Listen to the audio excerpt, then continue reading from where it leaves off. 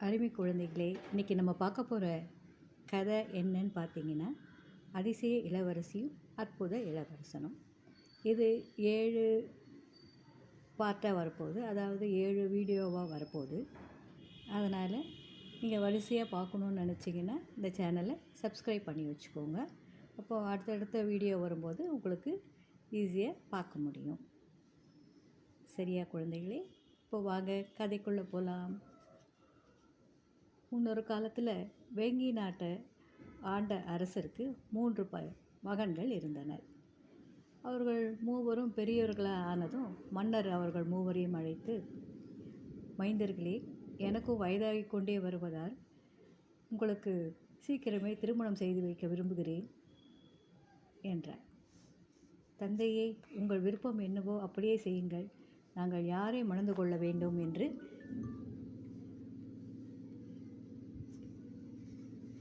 சொல்லுங்கள் என்றனர். பிள்ளைகளே, நீங்கள் மூவரும் இந்த 3 அம்புகளை எடுத்துக்கொண்டு திறந்த வெளிக்கு செல்லுங்கள். அம்புகளை எய்துங்கள்.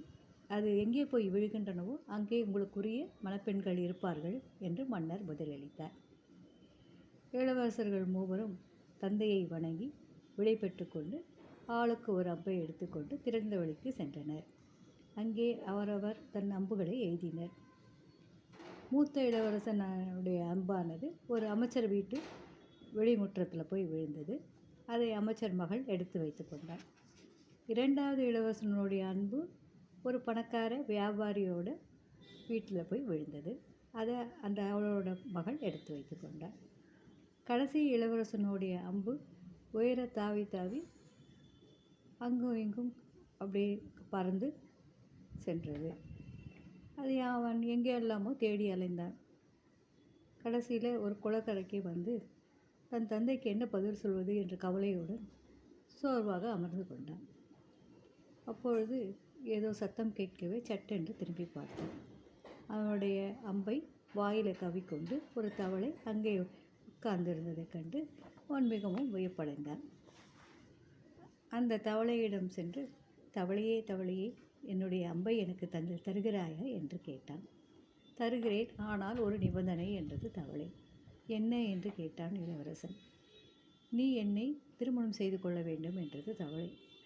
நன்றாக இருக்கிறதே, தவளையை போய் நான் எப்படி திருமணம் செய்து கொள்வது என்று கேட்டான் இளவரசன். நீ உன் தந்தை சொல்லை மதிப்பவனாக இருந்தால் என்னை நீ மணந்து கொள்ளத்தான் வேண்டும். நான் தான் உனக்கு வாய்த்த மணப்பெண் என்று கம்பீரமாக பதிலளித்தது தவளை. இளவரசனுக்கு மிகவும் கவலையாகிவிட்டது. தலையை கவிழ்ந்து கொண்டு அமர்ந்தே இருந்தான். ஆனால் என்ன செய்வது, வேறு வழி தெரியாமல் தவளையை அரண்மனைக்கு எடுத்து சென்றான். மன்னர் 3 திருமணங்களையும் சிறப்பாக நடத்தினார். மூத்த இளவரசன் அமைச்சர் மகளுக்கு திருமணம் செய்து வைத்தார். 2வது இளவரசனுக்கு வியாபாரியின் மகளை திருமணம் செய்து வைத்தார். 3வது இளவரசன் ராஜசிம்மன் தான் பாவம், தவளையை மணந்து கொண்டான். சிறிது காலம் ஆனதும் மன்னர் தன் 3 மகன்களையும் கூப்பிட்டு அனுப்பினார். அவர்களிடம், உங்களுடைய மனைவிகளின் திறமைகளை சோதித்து பார்க்க விரும்புகிறேன். அதனால் மூவருக்கும் போட்டி வைக்கப் போகிறேன். முதல் போட்டி என்னவென்றால், தையல் வேலையில் சிறந்தவர் யார் என்பதுதான். ஆகவே ஒவ்வொருத்தர் மனைவியும் நாளை காலைக்குள் எனக்கு ஒரு சட்டை தைத்து கொண்டு வர வேண்டும் என்று கட்டளையிட்டார். இளவரசர்கள் மூவரும் தந்தையை வணங்கி விடை பெற்றனர். ராஜசிம்மன் அரண்மனைக்கு திரும்பி வந்து என்ன செய்வது என்று யோசித்தவாறு கவலையுடன் அமர்ந்திருந்தான். தவளை மெதுவாக தத்தி தத்தி குதித்து அவனிடம் வந்தது. இளவரசே, ஏன் இப்படி தலையை கவிழ்த்து கொண்டு சோகமாக அமர்ந்திருக்கிறீர்கள்? உங்களுடைய துன்பம்தான் என்ன என்று அன்புடன் கேட்டது. என் தந்தை நாளை காலைக்குள் அவருக்கு ஒரு சட்டையை நீ தைத்து தர வேண்டும் என்று கூறியிருக்கின்றார். ஆனால் உன்னால் எப்படி தைக்க முடியும் என்று வேதனையுடன் கேட்டான். இளவரசி, நீங்கள் வருந்தாதீர்கள். போய் படுத்து நிம்மதியாக உறங்குங்கள். பொழுது விடிந்தால் இதற்கு ஒரு நல்ல வழி பிறக்கும் என்று கூறிற்று தவளை. இளவரசன் ஒன்றும் பதில் அளிக்காமல் போய் படுத்து கொண்டான். தவளை வெளிவாயிலுக்கு தத்தி சென்றது. அங்கு தனது தவளை தோலை களைந்து வைத்துவிட்டு அழகும் விவேகமும் மிக்க ஒரு எழில் நங்கையாக மாறியது. அவள் கைகளை தட்டி கூவி அழைத்தாள். பணிப்பெண்கள் வந்தனர். என் பணிப்பெண்களே, என் தந்தை அணிந்திருப்பாரே அந்த மாதிரியான ஒரு சட்டையை நாளை காலைக்குள் எனக்கு தைத்து தர வேண்டும். அதற்கான வேலையை சீக்கிரமே ஆரம்பியுங்கள் என்று கட்டளையிட்டாள். பணிப்பெண்களும் அவ்வாறே செய்வதாக கூறினர். காலையில் இளவரசன் விழித்தெழுந்தான். தவளை எப்பொழுதும் போல தரையிலே தத்தி தத்தி குதித்து கொண்டிருந்தது. ஆனால் சட்டை தயாரிக்கப்பட்டு ஒரு அழகான துணியில் சுற்றி மேஜை மீது தயாராக வைக்கப்பட்டிருந்தது. அதை பார்த்ததும் ராஜசிம்மனுக்கு மிகவும் சந்தோஷமாகிவிட்டது. சட்டையை எடுத்துக்கொண்டு நேரே தன் தந்தையிடம் சென்றான். அப்பொழுதுதான் மற்ற இரு இளவரசர்களும் தாங்கள் கொண்டு வந்த இந்த சட்டைகளை மன்னரிடம் கொடுத்து கொண்டிருந்தனர். மூத்த இளவரசனுடைய சட்டையை பிரித்து பார்த்தார் மன்னர். இந்த சட்டை இங்கு வேலை செய்பவர்களுக்கு தான் சரியாக இருக்கும் என்று அருகில் இருந்த பணியாளுக்கு கொடுத்தார். இரண்டாவது இளவரசன் தனது சட்டையை பிரித்து வைத்தான். இந்த சட்டை வயதானவர்கள் குளிர்காலத்தில் போட்டுக்கொள்வதற்கு தான் ஏற்றதாக இருக்கும் என்று அதை அருகில் இருந்த வயதான காவலாளியிடம் அளித்தார். மூன்றாவது இளவரசன் ராஜசிம்மன் கொண்டு வந்த சட்டையை பிரித்து பார்த்தபோது அது பொன் வெள்ளி சரிகைகளால் ஆன இனிய சித்திர வேலைப்பாடுகளுடன் செய்யப்பட்டிருந்ததைக் கண்டு மன்னர் மிகவும் ஆச்சரியமடைந்தார். ஆஹா, இது அல்லவா சட்டை, விழா நாட்களில் அணிந்து கொள்ள ஏற்றது என்று மகிழ்ச்சியுடன் பாராட்டிவிட்டு அதை தனக்கு எடுத்துக்கொண்டார். மூத்த சகோதரர்கள் இருவரும் தலை கவிழ்ந்தனர். நான் இவனுடைய மனைவியை பார்த்து சிரித்தது சரியல்ல என்றல்லவா தோன்றுகிறது. அவள் தவளை அல்ல, பெரிய வித்தைக்காரியாக அல்லவா இருக்கிறாள் என்று தம்மடியே பேசிக்கொண்டனர். மீண்டும் சில காலம் சென்றவுடன் மன்னர் தன் 3 புதல்வர்களையும் கூப்பிட்டு அனுப்பினார். உங்கள் மனைவிகள் நாளை காலைக்குள் எனக்கு கொஞ்சம் உணவு தயாரித்து கொடுக்க வேண்டும். சமையல் கலையில் யார் சிறந்தவள தெரிந்து கொள்ள விரும்புகிறேன் என்றார். மூன்றாவது இளவரசன் ராஜசிம்மன் வழக்கம் போல சோகமாக வந்தான். இளவரசே, ஏன் இப்படி வருத்தமாக இருக்கிறீர்கள் என்று தவளை கேட்டது. நாளை காலைக்குள் என் தந்தைக்கு நீ கொஞ்சம் உணவு தயாரிக்க வேண்டும் என்று கூறினான். அவ்வளவுதானே, வருந்தாதீர்கள், நீங்கள் போய் படுத்துக்கொள்ளுங்கள், பொழுது விடிந்தால் வழி பிறக்கும் என்று சொன்னது தவளை. முதலில் தவளையை பார்த்து சிரித்த மற்ற 2 இளவரசிகளும் இப்பொழுது தவளை எப்படி உணவு தயாரிக்கிறது என்று பார்த்து வரும்படி பணிப்பெண் ஒருத்தியை அனுப்பி வைத்தனர். ஆனால் தவளை இளவரசிகளின் சூழ்ச்சியை புரிந்து கொண்டு விட்டது. அது சிறிதளவு வடை மாவை பிசைந்து அடுப்பில் உள்ளே போட்டது. பிறகு எல்லா கதவுகளையும் மூடிவிட்டது. பணிப்பெண்கள் உடனே ஓடிப்போய் அந்த இளவரசிகளிடம் தாங்கள் பார்த்ததை கூறினாள். தவளை செய்தது போலவே செய்யலாம் என்று நினைத்த அவர்களுக்கு ஒன்றும் செய்ய முடியாமல் புரியாமல் திகைத்தனர். இவர்களைப் போலவே ராஜசிம்மன் சமைப்பதற்கு தவளை என்ன செய்ய போகிறது என்று பார்க்க விரும்பினான். அதனால் தூங்குவது போல நடித்து கொண்டிருந்தான். தவளையும் அவன் தூங்குவதாக நினைத்து கொண்டு சமையலறைக்கு சென்று தன் தவளை தோலை கழற்றி வைத்துவிட்டு அழகிய நங்கையாக மாறியது. அதை பார்த்த ராஜசிம்மன் வியந்து போனான். தவளை வெளிவாயிலுக்கு தத்தி சென்று கைகளை தட்டி கூவினார். என் பணிப்பெண்களே, சீக்கிரம் இங்கே வந்து வேலையை தொடங்குங்கள் என்றார். என் தந்தையின் வீட்டில் நான் சாப்பிடுவேனே, அதை போன்ற சுவைமிக்க விருந்தை தயார் செய்யுங்கள், நாளை காலைக்குள் செய்து முடிக்க வேண்டும் என்று கட்டளையிட்டார். காலையில் இளவரசன் எழுந்தபோது உணவு வகைகள் தயாரிக்கப்பட்டு தயாராக மேஜை மேல் வைக்கப்பட்டு இருந்தது. வாசனை மூக்கை துளைத்தது. மிகவும் நேர்த்தியான அழகான அலங்காரமான பாத்திரத்தில் வைக்கப்பட்டு பார்ப்பவரை நாக்கில் எச்சில் ஊற வைத்தது. ராஜசிம்மன் மட்டில்லா மகிழ்ச்சி அடைந்தான். அவற்றை ஒரு பெரிய தட்டில் வைத்து எடுத்து தன் தந்தையிடம் சென்றான். மன்னர் அப்பொழுதுதான் தன் மூத்த புதல்வர்கள் கொண்டு வந்திருந்த உணவுகளை பெற்றுக்கொண்டிருந்தார். மூத்த இளவரசி எல்லா உணவுகளையும் தீய்த்தும் கருகியும் செய்திருந்தாள். பார்க்கும்போதே முகம் சுளிக்க வைத்தது. மன்னர் உடனே அதை தள்ளி வைத்து விட்டார். இரண்டாவது இளவரசி செய்த உணவு வகைகளோ சரியாக வேகாமல் எல்லாம் பச்சையாகவே இருந்தன. மன்னர் அதையும் தள்ளி வைத்து விட்டார், தொடவே இல்லை.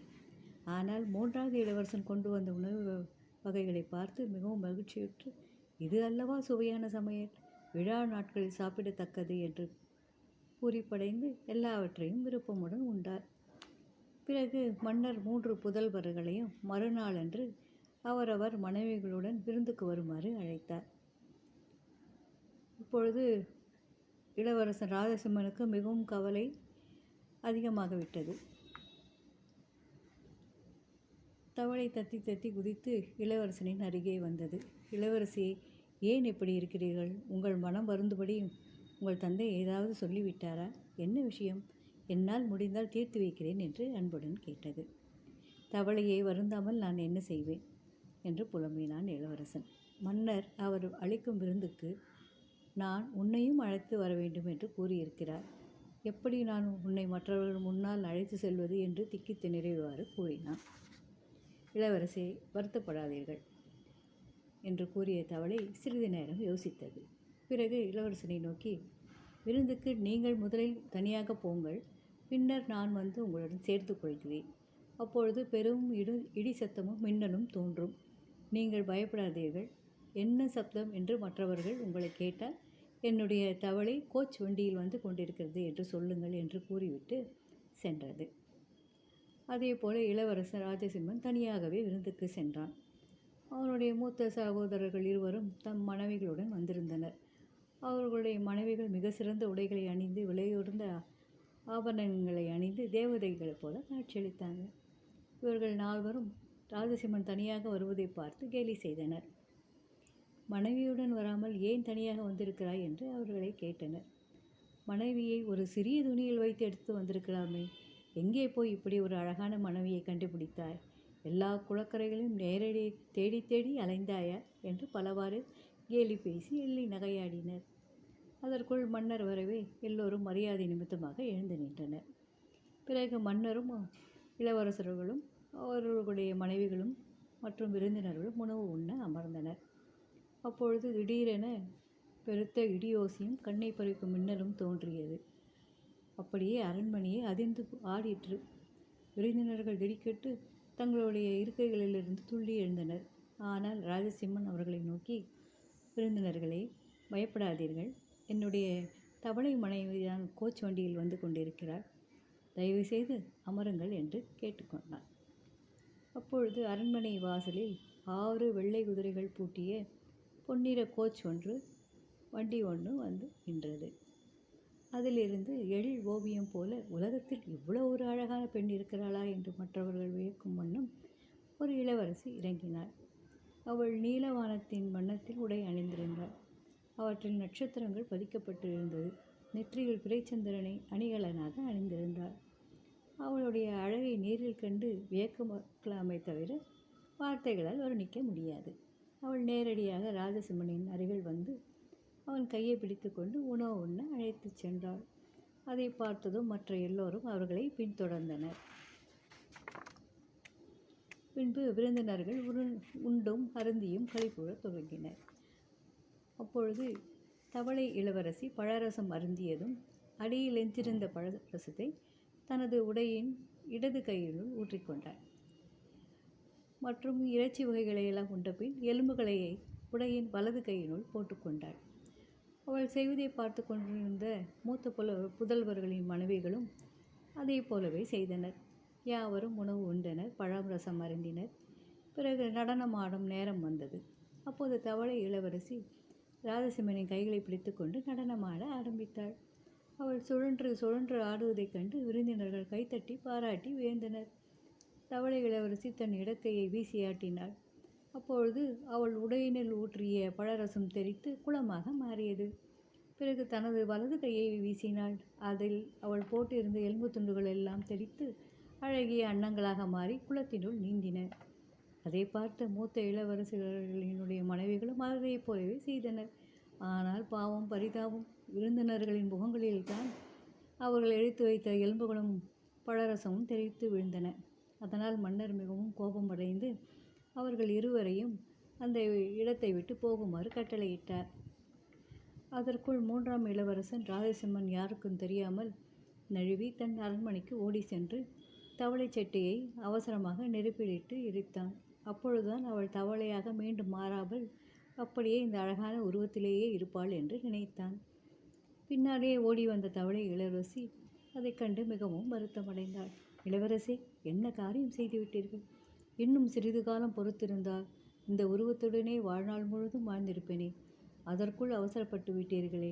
ஆனால் இப்பொழுது வேறு வழியில்லை. போய் வருகிறேன். 7 கடல்களையும் 7 மலைகளையும் தாண்டி 10 தலை பூதம் வாழும் காட்டிலே என்னை தேடி மீட்டுக் கொள்ளுங்கள் என்று கூறிய தவளை இளவரசி குயிலாய் மாறி ஜன்னல் வழியே பறந்து சென்று விட்டாள். ராஜசிம்மன் அழுது புலம்பினான். அதற்குள் இவர்களை காணாமல் தேடிக்கொண்டு வந்த மன்னரும் மூத்த இளவரசர்களும் ராஜசிம்மன் தனியாக அமர்ந்து கண்ணீருடன் அழுது கொண்டிருப்பதைக் கண்டு அதிர்ச்சி அடைந்தனர். என்ன நடந்தது? ஏன் அழுது கொண்டிருக்கிறாய் என்று கேட்ட தந்தையிடம் எல்லாவற்றையும் கண்ணீர் மல்க விவரித்தான் ராஜசிம்மன். தனக்கு இப்பொழுதே விடை கொடுக்கும்படியும் உடனே கிளம்ப வேண்டும் என்று வேண்டினார். மன்னரும் உடனே அனுமதி அளித்தார். மூத்த இளவரசர்கள் இருவரும் அவனுக்கு உதவியாக தாங்களும் உடன் வருவதாக கூறினர். ராஜசிம்மனுக்கு மிகவும் மகிழ்ச்சியாயிற்று. அவனும் சம்மதித்து தந்தையிடம் விடை பெற்று கொண்டு சகோதரர்களுடன் குதிரைகளில் ஏறி தங்கள் பயணத்தை தொடர்ந்தனர்.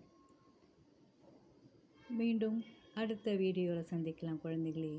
நன்றி, வணக்கம். அருமை குழந்தைகளே, இன்றைக்கி நம்ம பார்க்க போகிற கதை என்னன்னு பார்த்தீங்கன்னா, இளவரசன் ராஜசிம்மனோட பார்ட் 2 கதை தான் நம்ம இன்றைக்கி பார்க்க போகிறோம். வாங்க கதைக்குள்ளே போகலாம். இளவரசன் ராஜசிம்மனும் அவனுடைய சகோதரர்கள் 2 பேரும் இரவும் பகலமாக பயணம் செய்து களைத்தனர். அதற்கு மேல் அவர்களால் ஒரு அடி கூட எடுத்து வைக்க முடியாது என்ற நிலையில் உணவு தேடி அலைந்தனர். அவர்கள் பயணம் செய்த குதிரைகளும் இறந்துவிட்டது. முடிவில் ஒரு காட்டை அடைந்தனர். அங்கிருந்து ஒரு குடிசையின் கதவை தட்டினர். கதவை திறந்து வெளியே வந்த முதியவர், இளைஞர்களே, யார் நீங்கள்? என்ன வேண்டும் என்று கேட்டார். ஐயா, முதலில் எங்களுக்கு சாப்பிட ஏதாவது வேண்டும், பிறகு எங்கள் கதையை சொல்கிறோம் என்றனர் மூவரும். முதியவரும் தன்னிடமிருந்த உணவை மூவருக்கும் பகிர்ந்தளித்தார். மூவரும் உண்டு சற்று களைப்பாறிய பின் தாங்கள் 10 தலை பூதத்தை தேடி வந்திருப்பதை பற்றி கூறினர். அதற்கு அந்த முதியவர், எனக்கு அதை பற்றி ஒன்றும் தெரியாது. ஆனால் இந்த காட்டின் அடுத்த பக்கத்தில் வசிக்கும் என் சகோதரனுக்கு தெரியும். இந்தாருங்கள், இந்த ஒரு நூல்கண்டை வைத்து கொள்ளுங்கள். இது எங்கே உருண்டு செல்கின்றதோ அச்சமின்றி அதை பின்தொடர்ந்து சென்றால் என் சகோதரன் இருக்கும் இடத்தை அது காட்டும் என்றார். மூவரும் அந்த முதியவருக்கு நன்றி தெரிவித்துவிட்டு சென்றனர். நூற்கண்டை உருட்டிவிட்டனர். எங்கெல்லாம் அது உருண்டு சென்றதோ அங்கெல்லாம் அதை பின்தொடர்ந்து சென்றனர். திடீரென்று அவர்கள் முன்னால் ஒரு கரடி தோன்றியது. இளவரசர்கள் மூவரும் அதை கொல்ல அம்பு எடுத்து குறிப்பார்த்தனர். ஆனால் கரடி, இளவரசர்களே, என்னை கொல்லாதீர்கள், என்றாவது ஒரு நாள் என் உதவி உங்களுக்கு தேவைப்படலாம் என்றது கரடி. இளவரசர்களும் கரடி மீது இரக்கம் கொண்டு அதை கொல்லாமல் தங்கள் பயணத்தை தொடர்ந்தனர். அப்போது அவர்கள் தலைமையில் ஒரு காட்டுப்புறா ஒன்று பறந்து சென்றது. இளவரசர்கள் அதை கொன்றாவது கொஞ்சம் உண்டு பசியாறலாம் என்று நினைத்து அம்பு எடுத்து குறிப்பார்த்தனர். ஆனால் அதுவும், இளவரசர்களே, என்னை கொல்லாதீர்கள், என்றாவது ஒரு நாள் என் உதவி உங்களுக்கு தேவைப்படலாம் என்றது. இளவரசர்களும் புறாவை கொல்லாமல் தொடர்ந்து நடந்தனர். அப்போது ஒரு முயல் ஓடி வந்தது.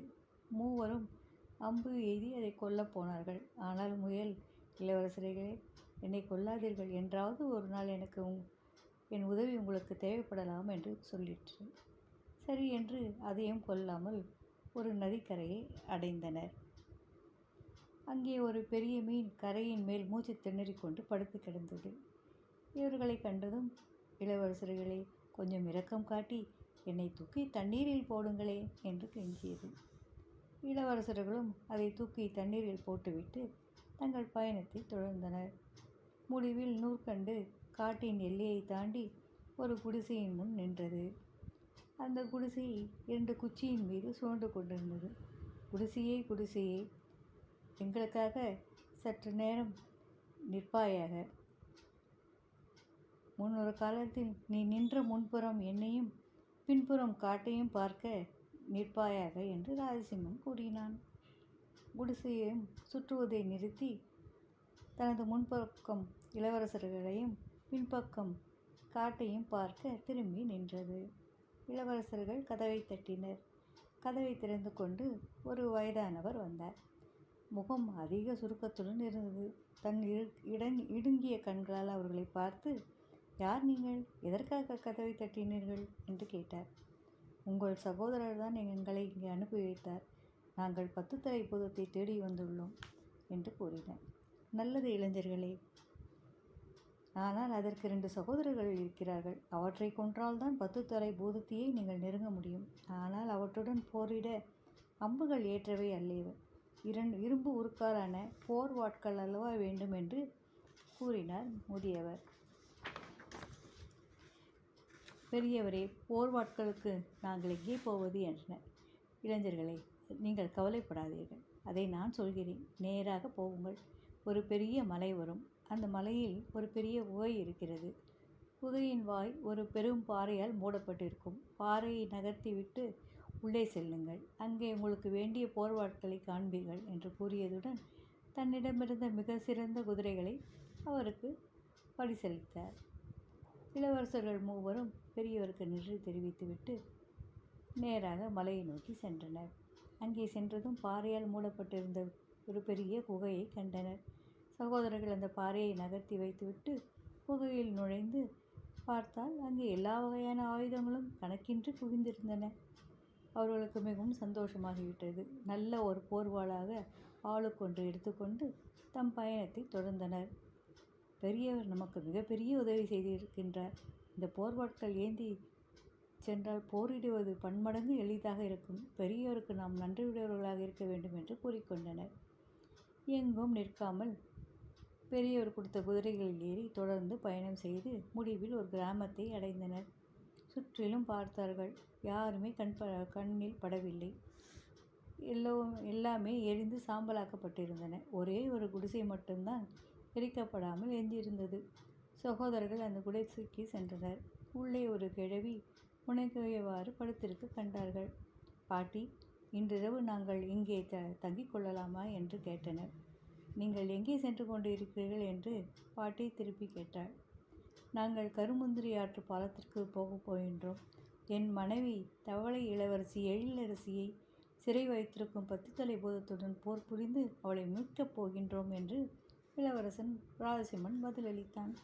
நல்லது இளைஞர்களே, கொடுமணம் கொண்ட இந்த கொடூர பூதங்கள் செல்லும் இடமெல்லாம் கொள்ளையிட்டும் கொன்று குவித்தும் நாசம் புரிந்து வருகின்றன. எங்கள் ஊர்களை எல்லாம் இப்படித்தான் பாழாக்கி இருக்கின்றன. நான் மட்டும்தான் தப்பித்து உயிர் பிழைத்திருக்கிறேன். நீங்கள் அவற்றை கொண்டால் இந்நாட்டு மக்கள் மிகவும் நன்றியுடையவர்களாக இருப்பார்கள். இந்நாட்டு மன்னன் சரியான பயந்தாங்கொள்ளி, நல்ல மனம் படைத்தவன் இல்லை. மக்கள் துன்பத்தை பற்றி கவலையே படமாட்டான் என்று வேதனையோடு கூறினாள். கிழவியின் குடிசையில் இரவை கழித்துவிட்டு சகோதரர்கள் அதிகாலையில் எழுந்து தமது பயணத்தை தொடர்ந்தார்கள். நெடுநேரம் பயணம் செய்து ஆற்றங்கரையை அடைந்தனர்.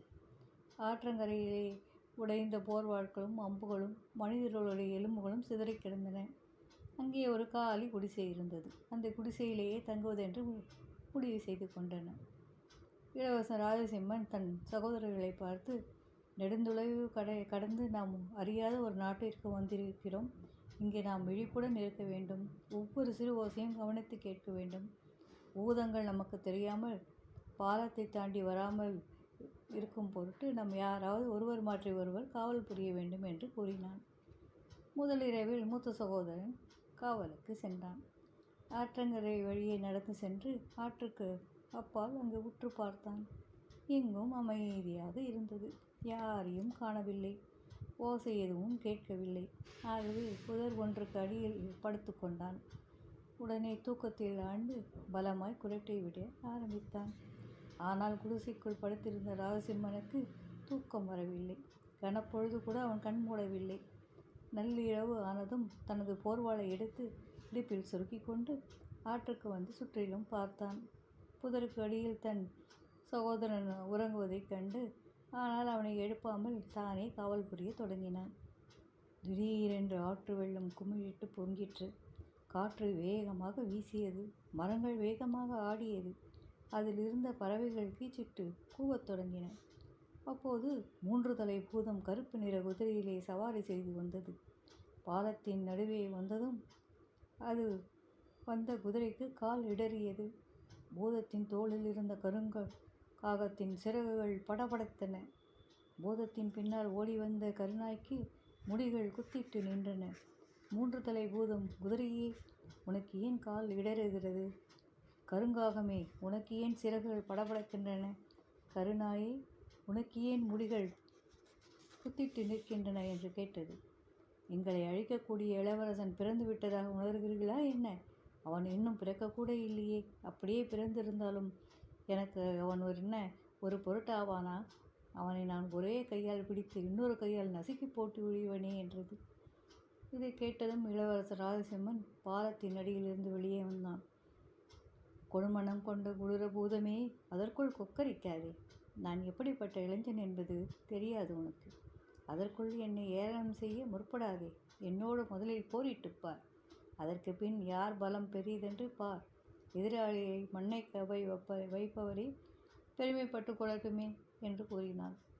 பிறகு ராஜசிம்மன் தன் இடையில் சொருகியிருந்த போர்வாளை எடுத்துக்கொண்டு பூதத்துடன் சண்டையிட முற்பட்டான். அவர்களுடைய போர்வாட்கள் மோதிக்கொண்ட போது சுற்றிலும் தரை அதிர்ந்து இறைந்தது. ராஜசிம்மன் தன் வாளால் பூதத்தின் 3 தலைகளையும் ஒரே வெட்டில் சீவி தள்ளிவிட்டான். பூதம் ஆவென்று அலறிவாறு சாய்ந்தது. பிறகு பூதத்தின் உடலை சிறு சிறு துண்டுகளாக விட்டு ஆற்றிலே இருந்தான். 3 தலைகளை மட்டும் பாலத்துக்கடியில் வைத்துவிட்டு குடிசைக்கு திரும்பிச் சென்று படுத்துறங்கினான். பொழுது விடிந்ததும் மூத்த சகோதரன் திரும்பி வந்தான். ராஜசிம்மன் அவனை பார்த்து, அண்ணா, என்ன நடந்தது இரவிலே? யாராவது வந்தார்களா என்று கேட்டான். யாரும் வரவில்லை சகோதரா. ஒன்றும் நடைபெறவில்லையே. ஒரு ஈ கூட என்னை கடந்து செல்லவில்லை என்று பதிலளித்தான். ராஜசிம்மன் அதற்கு பதில் ஒன்றும் சொல்லாமல் அமைதியாக இருந்துவிட்டான். 2வது இரவில் 2வது சகோதரன் காவலுக்கு சென்றான். அங்கு இங்கும் நடந்தான். முன்னும் பின்னும் சென்று பார்த்தான். 4புறம் உற்று நோக்கினான். எல்லாம் அமைதியாகவே இருக்கிறது என்று முடிவு செய்து அங்குள்ள புதர்களுக்கு அடியில் தன் உடலை மடக்கி படுத்துக்கொண்டு அப்படியே உறங்கி போய்விட்டான். ஆனால் ராஜசிம்மனுக்கோ மூத்த சகோதரனைப் போல 2வது சகோதரனிடத்திலும் அதிக நம்பிக்கை இல்லை. ஆகவே முன்போலவே நள்ளிரவு கழிந்ததும் தன் போர்வாளை எடுத்துக்கொண்டு பாலத்தின் அடியில் சென்று வந்து தானே காவல் புரிய தொடங்கினான். அப்பொழுது திடீரென்று பூமி அதிர்ந்தது. மரங்கள் ஆடின. பறவைகள் கூச்சலிட்டன. அதனுடைய சகோதரன் 3 தலை பூதத்திற்கு ஏற்பட்டது போலவே இந்த 6 தலை பூதத்திற்கும் குதிரைக்கும் கால் இடறியது. காகத்தின் இறகுகள் படபடுத்தன. நாய்க்கு முடி குத்திட்டு நின்றது. இந்த பூதமும் அவைகளிடம், எங்களை அழிக்கக்கூடிய இளவரசன் பிறந்து விட்டானா? ஆனால் என்ன, என் கால் தூசுக்காக மாட்டான். என் ஒரு விரலை வைத்தே நசுக்கி விடுவேனே என்றது. ஆனால் அதற்குள் ராஜசிம்மன் பாலத்தின் அடியிலிருந்து ஓடி வந்து, போதும் போதும், நிறுத்து உன் பேச்சை என்று கூவினான். என்னுடன் போர் புரிந்து பார்ப்பதற்கு முன்பே பெருமை பேசாதே. யார் யாரை வீழ்த்துகிறார் என்று பார்ப்போம் வா என்று சவாலிட்டான். பிறகு தன் இடுப்பின் இருந்த போர் வாளை எடுத்து சுழற்றி சுழற்றி 6 தலை பூதத்தின் மீது பாய்ந்தான். ஒரே வெட்டியில் அதன் முதல் 3 தலைகளை வெட்டினான். இளவரசனை, சற்று பொறு, என்னை களைப்பாற விடு என்று கத்திற்று பூதம். முடியாது, களைப்பாறுவதை பற்றி பேச வேண்டும். இதுவல்லவே நேரம். உனக்கு இன்னும் 3 தலைகள் இருக்க, எனக்கு ஒன்றே ஒன்று தானே இருக்கிறது. உனக்கும் ஒரே ஒரு தலைதான் என்றாகியதும் நாம் இருவரும் சேர்ந்து களைப்பாறலாம் என்று கேலி செய்தான். இதனால் கோபம் கொண்ட பூதம் இளவரசனை ஓங்கி ஒரு அடி அடித்து முழங்கால் வரை ஈரமண்ணுக்குள் அழுத்திவிட்டது. ஆனால் இளவரசன் சட்டென்று கைகளில் மண்ணை அள்ளி பூதத்தின் அனல் பறக்கும் கண்களை பார்த்து எறிந்தான். கண் தெரியாமல் பூதம் தடுமாறிய போது அந்த எஞ்சிய 3 தலைகளையும் சீவி தள்ளினான். பிறகு அதன் உடலை சிறு சிறு துண்டுகளாக வெட்டி காற்றிலே எரிந்துவிட்டு பூதத்தின் 6 தலைகளையும் பாலத்தின் இடையில் வைத்துவிட்டு குடிசையின் திரும்பி வந்து எதுவும் நடக்காதை போல படுத்து உறங்கினான். பொழுது விடிந்தது. 2வது சகோதரன் திரும்பி வந்தான். அவனை பார்த்து, இரவில் ஏதாவது நடந்ததா என்று ராஜசிம்மன் விசாரித்தான். ஒன்றும் நடக்கவில்லையே. ஒரு கொசு கூட என்னை தாண்டி பறந்து செல்லவில்லையே என்று பதிலளித்தான். அப்படியா சகோதரர்களே, என்னுடன் வாருங்கள், ஈயையும் கொசுவையும் உங்களுக்கு காட்டுகிறேன் என்று சொல்லி தன் அண்ணன்களை பாலத்தின் அடியில் அழைத்து சென்று இரு பெரும் பூதங்களின் தலைகளையும் அவர்களுக்கு காட்டினான். இவைதான் இரவில் இங்கு பறக்கும் ஈக்களும் கொசுக்களும். நீங்கள் இருவரும் குரட்டை விட்டு தூங்க பிறந்தவர்களே அன்றி களம் புகுந்து போர் புரிய பிறந்தவர்கள் அல்ல என்று ராஜசிம்மன் கோபத்துடன் கூறினான். சகோதரர்கள் இருவரும் பெட்கி தலை குனிந்தனர். தூக்கம் அப்படி எங்களை வீழ்த்து விட்டது என்று மெதுமையாக முணுமுணுத்தனர். 3ஆம் இரவில் ராஜசிம்மன் தானே காவலுக்கு புறப்பட்டான். பயங்கர போர் ஒன்றை நான் சமாளித்தவே ஆக வேண்டும். நீங்கள் இருவரும் தூங்கிவிடக்கூடாது. எப்பொழுது என் சீழ்கையொலி கேட்கிறதோ என்று கூர்ந்து கவனியுங்கள். அவ்வொலி கேட்டதும் என் குதிரையை என்னிடம் அனுப்பி வையுங்கள். நீங்களும் எனக்கு உதவ ஓடி வாருங்கள் என்று சொல்லிவிட்டு இளவரசன் ராஜசிம்மன் ஆற்றுக்கு சென்று பாலத்திற்கு அடியில் காத்து நின்றான். அப்போது அருகில் கீழே இருந்து 2 பெரிய கற்களை தன் இடுப்பு கச்சையில் கட்டி கொண்டான். நள்ளிரவு கழிந்தது. தரை அதிர்ந்து குலுங்கிற்று. ஆற்று வெள்ளம் குமிழிட்டு கொதித்து பொங்கிற்று. கடும் காற்று வீசி ஊளையிட்டது. மரங்களில் இருந்த பறவைகள் கீச்சிட்டு கூவின. 10 தலை பூதம் குதிரையில் அமர்ந்து வந்தது. அதன் 10 தலைகளையும் சீழ்கழி அடித்து பேரிரைச்சல் செய்தன. கண்கள் நெருப்பை கக்கின. அதன் குதிரைக்கு 10 இறக்கைகள் இருந்தன. குதிரை முடிகள் செம்பாலானவை. அதன் பிடரி மயிரும் வாலும் இரும்பாலானவை. பாலத்தின் மீது பூதம் சவாரி செய்து வந்தபோது குதிரைக்கு கால் இடறிற்று. தோளில் இருந்த கருங்காகத்தின் சிறகுகள் படபடபடவென்று அடித்தது. பின்னால் ஓடி வந்த கருநாய்க்கு முடிகள் குத்திட்டு நின்றன. உடனே 10 தலை பூதம் தன் சாட்டையை சுழற்றி குதிரையின் விழாவிலும் கருங்காகத்தின் சிறகுகளிலும் கருநாயின் காதிலும் அடித்தது. ஏய் குதிரையே, உனக்கு ஏன் கால் இடறுகின்றது? கருநாயே, உனக்கு ஏன் முடிகள் குத்திட்டு நிற்கின்றன என்று சீறிற்று. எல்லாம் அபசுகுணமாக தோன்றுகிறதே. இளவரசன் ராஜசிம்மன் இங்கே எங்கேனும் இருப்பதை உணர்கிறீர்களா என்ன? அவன் பிறந்து விட்டானா? அப்படியே பிறந்திருந்தாலும் அவனால் என்னை எதிர்த்து நிற்க முடியுமா? ஊ என்று ஒரு முறை நான் ஊதினாலே போதுமே, அவனிடமிருந்த ஒரு பிடி சாம்பல் கூட எஞ்சி இருக்காதே என்று கர்ஜித்தது. இதை கேட்டதும் இளவரசன் ராஜசிம்மன் பாலத்துக்கு அடியிலிருந்து வெளியே வந்தான். ஏய் பூதமே, போதும் போதும், பெருமை அடித்துக் கொள்ளாதே. சீக்கிரம் உன் மானம் பறிபோகப் போகிறது. அதனால் இத்துடன் நிறுத்திக்கொள் என்று கூவினான். ஓ, இளவரசன் ராஜசிம்மன் நீதானா? இங்கே எங்கே வந்தாய் என்று கர்ண கொடூர பூதம் கேட்டது. கெடுமனம் கொண்ட பூதமே, உன்னை நேரில் பார்த்து உன் வீரத்தை பரீட்சித்து பார்க்கவும் உன்னை அழிக்கவும் தான் வந்திருக்கிறேன் என்று ராஜசிம்மன் பதிலளித்தான்.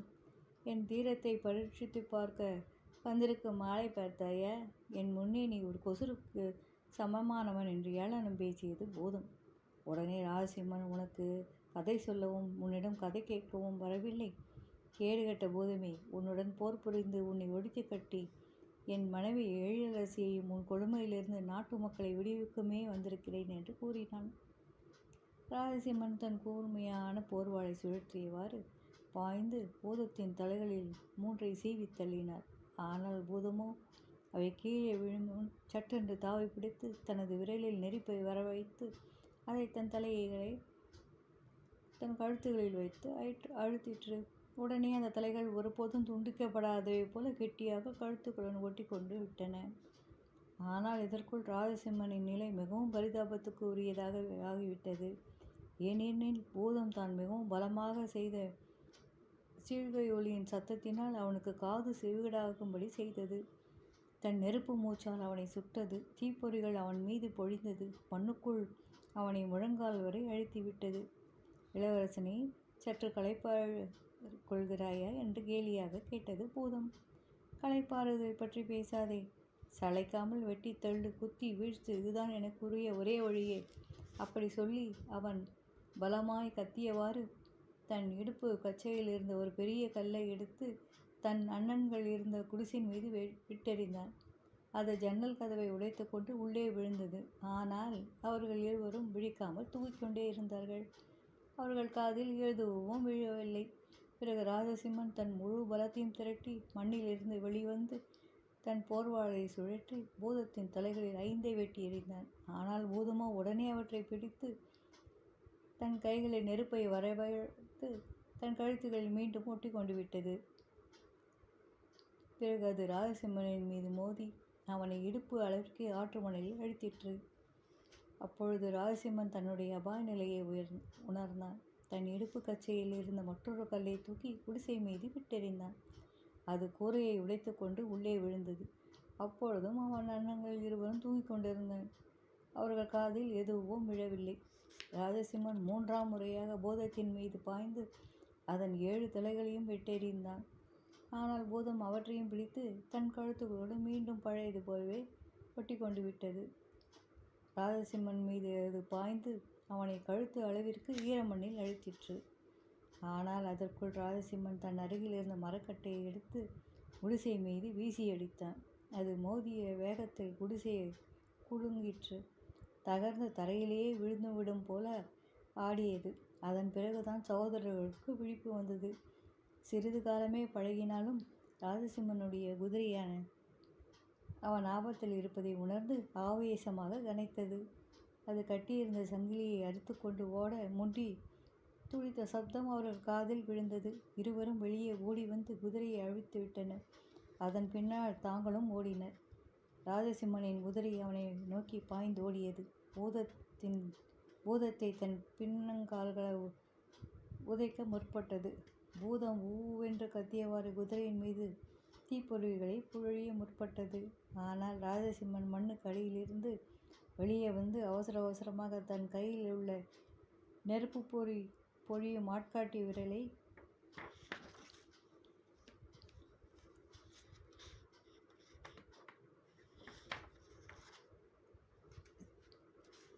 சீவி தள்ளிவிட்டு அதன் 10 தலைகளையும் ஒரே வீச்சில் வெட்டி தள்ளினான். பிறகு அதன் உடலை கண்ணும் துண்டமாக வெட்டி ஆற்றில் எறிந்தான். மூத்த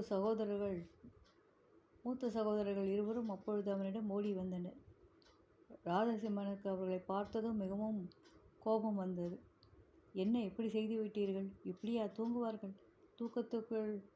தூக்கத்தில் உங்களுக்குள்ள பிரியத்தால் என் தலையே போய்விடும்படியான ஆபத்து அல்லவா ஏற்பட்டு விட்டது என்று மிகவும் கோபமான குரலில் கூறினான்.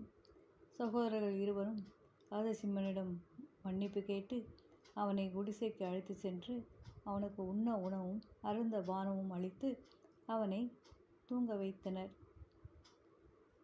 பொழுது விடிந்ததும் ராஜசிம்மன் எழுந்து ஆடைகளை அணியத் தொடங்கினான். என்ன, இவ்வளவு சீக்கிரமாக எழுந்துவிட்டாய்? இரவில் அப்படி பயங்கரமாக போராடிய பின் இன்னும் சற்று நேரம் படுத்து உறங்காமல் எங்கே கிளம்புகிறாய் என்று சகோதரர்கள் இருவரும் கேட்டனர். இல்லை, நான் தூங்கியது போதும். ஆற்றங்கரை மண்ணிலே என் இடுப்பு வாரை போட்டுவிட்டு வந்துவிட்டேன். போய் அதை தேடி எடுத்தாக வேண்டும் என்று ராஜசிம்மன் கூறினான்.